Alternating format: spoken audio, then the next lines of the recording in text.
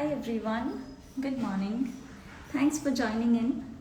Today we are going to have the parent education program on live on Instagram, and today's topic is tips and tricks to get your child talking.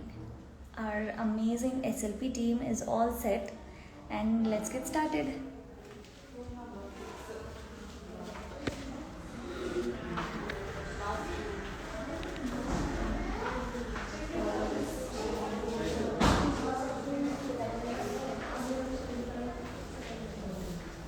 Start. So, good morning everyone. So, we already know that why we are present here. So, today we will be discussing of some techniques and tricks to make your child be able to produce language very effectively and efficiently. So, before going into the tricks and techniques, I would like to just brief you about the basic concepts that you need to know. So, this will be a very interactive session. Right answers accepted, wrong answers most welcome. Okay. So, I would like to ask you, so what is communication according to you people? Anything. So, what do you feel communication is? Where one person can accept, one person can express their needs. Yeah, true. Any more answers? Yeah, understand. Yeah. So as these all of you have told, that communication is nothing but exchange of information, thoughts, ideas, feelings, and emotion. So communication, when you term communication, there are three main aspects that we look into. So those three aspects are your language, speech, and extra linguistics. So linguistic is nothing but a bookish term for language. Okay. So first we'll look into what is language. So what do you think language is all about? What do you feel language is? Language is a tool, medium to convey your thoughts. Exactly. So language is nothing but a set of symbols. So it is not just the set of symbols. It is the knowledge of how you are going to combine the symbols to be able to elicit a correct response or what you are feeling. So language, there are multiple components when we look into what language is. So we have something called as morphology, phonology, syntax, semantics, and pragmatics. So to easily break it down, so morphology is nothing but the smallest meaningful unit. For example, S like apples. Adds a meaning of plural. That is to study with your morphology. Whereas phonology is nothing but your phonemes, sounds. All of those are your phonology. Moving to semantics. Semantics is nothing but your vocabulary. Knowing that that's a tree, this is a ball, and things like that is your semantics. Whereas moving on to syntax is nothing but the grammatical structure of the sentence. Then you have this pragmatics. So pragmatics is nothing but, so for example, now any one of you might end up getting doubt.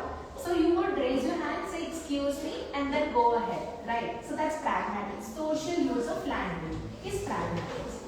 So find with the components. So these are the components. So language can be expressed in two ways. One is your verbal communication, the other one is your non-verbal communication. So non-verbal communication is nothing but me pointing, like for example, point to a cat. So I will point to a cat. That's non-verbal communication. Whereas verbal communication is you trying to use your mouth, lips, and all of those things and be able to verbally communicate it. So this is the do with language. That's the one component of communication. Moving ahead, we have something called as speech. So speech is nothing but your verbally eliciting your language. So in speech, we have for you to be able to verbally elicit, there are a lot of things that play an important role. For example, we have lungs, respiration. There should be adequate lung capacity, and that lung capacity then will directly vibrate the vocal folds. And the vocal fold structure, the capacity should be adequate, and then your movements of your mouth, tongue, jaw, all of this will have to coordinate, and then only you will be able to properly give your verbal outputs. So this is to do with your speech. Then we have something called as your extra linguistics. As the word says, extra linguistic, that is something to add on to language.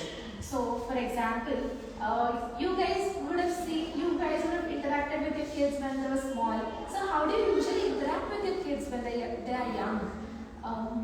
You anyone show his actions? Yeah.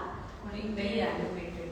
Yeah, true. With actions, animated, exactly. So here, you don't go to a child like, hey, I'm your mom. We don't do that, right? So we more of like go there and be like, hey, I'm your aunt. How you make an ease, like you make a flow of the speech, you raise the pitch, intonation and everything. So all of you make actions and all of. So these are extra linguistic. That is something adding on to language, which will enhance the understanding of your language even more better.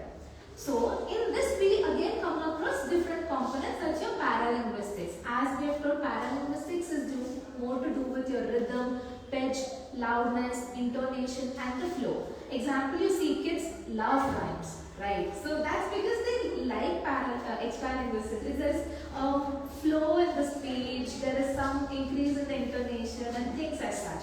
So that is to do with your paralinguistics. Then you have something called as non-linguistics. So every one of us use non-linguistics. So I can see people nodding their head and then raising your hands, shaking. So it's something like I'm also using. I keep doing movements here and there. Sometimes when you want someone to increase the loudness, you do this. So it's universal that it increase the volume. So this will again enhance the the language, understanding of your language. And then coming into metalinguistic, which is very important. So metalinguistic is nothing but, for example, I'm speaking to